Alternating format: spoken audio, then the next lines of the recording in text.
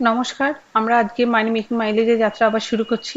আজকে নিফটির উইকলি অ্যানালিসিসের সাথে সাথে লাস্ট উইকে আমরা যে সুইং ট্রেডিং এর জন্য স্টক পিক করেছিলাম তার সফলতা বিফলতা নিয়ে আলোচনা করব।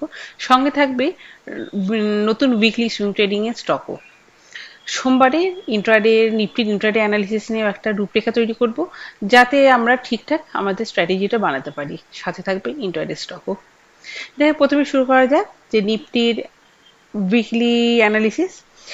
নিফটি লাস্ট 1.5 মাস ধরে একটা ট্রায়াঙ্গুলার প্যাটার্নের মধ্যে ট্রেড করছিল। যত সময় যাচ্ছিল নিফটির রেঞ্জ তত ন্যারো হচ্ছিল। আমাদের টেকনিক্যাল নলেজ বলে যে এই ধরনের ন্যারো রেঞ্জে একটা ব্রেকআউট আসে, অন্তত ব্রেকআউটের প্রবাবিলিটিটা বেড়ে যায়, তাতে সেটা নেগেটিভ বা পজিটিভ যাই হোক না কেন। আমাদের লাস্ট ফ্রাইডে আমরা দেখতে পেয়েছি যে সেরকম ধরনেরই একটা ব্রেকআউট এসেছে, অবশ্যই পজিটিভ ব্রেকআউট। এবারে দেখা যাক যে নিফটির সামনে এখন আমাদের কি কি সাপোর্ট আর রেজিস্ট্যান্স রয়েছে। অপশন চেন অনুসারে নিফটির সাপোর্ট রয়েছে 25,000, 24,800 ও 24,500। আর রেজিস্ট্যান্স হিসাবে নিফটিতে এখন 25,200, 25,300, 25,500 এই সমস্ত লেভেলগুলো বেরিয়ে আসছে। মানে এখন 25,500 থেকে 24,500 দাঁড়াচ্ছে নিফটির উইকলি রেঞ্জ। এবারে দেখা যাক নিফটির এই যে ব্রেকআউটটা হচ্ছে এটা কতটা স্ট্রং বা কতটা সাস্টেনেবল। নিফটির দীর্ঘ কনসলিডেশনের পরে নিফটিতে এই ব্রেকআউটটা দেখতে পাই উইথ ভলিউম সাপোর্ট। আর আরএসআই তেও কোনো ডাইভারজেন্স সেরকম ভাবে চোখে পড়ছে না। আর পজিটিভ সাইন বলতে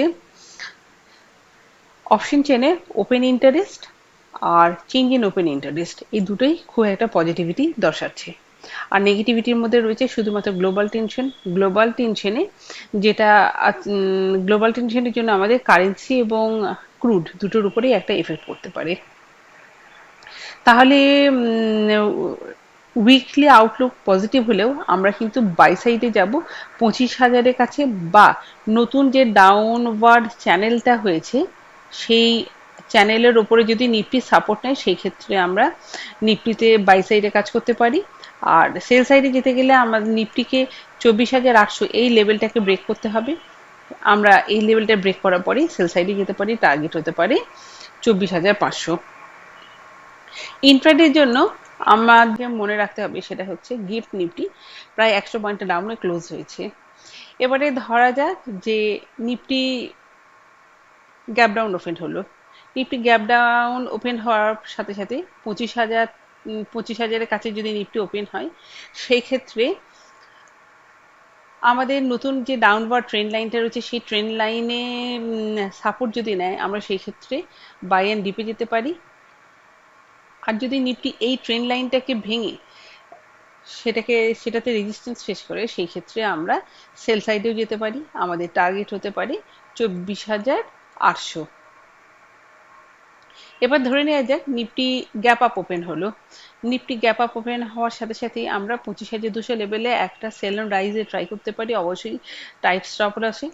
কেননা নিফটি কোনো ক্যান্ডেল যদি 25,230 এই লেভেলটার ওপরে 15 মিনিট বুল ক্যান্ডেল সাস্টেন করে, সেই ক্ষেত্রে কিন্তু আমাদের টার্গেট বেরিয়ে আসতে পারে 25,350 পর্যন্ত। এরপরে ধরে নেওয়া যাক যে নিফটি ফ্ল্যাট ওপেন হলো। ফ্ল্যাট ওপেন হয়ে যদি নিফটি 25,040 এই লেভেলটাকে ব্রেক করে, সেই ক্ষেত্রে আমরা শর্ট টার্ম একটা সেল সাইডে যেতে পারি। আমাদের টার্গেট হতে পারে 24,950। আর আমাদের বাই সাইডের জন্য সেই আগের লেভেলটাই রইল 25,220। এই লেভেলের ওপরেই একমাত্র আমরা নিফটিকে বাই করতে পারি।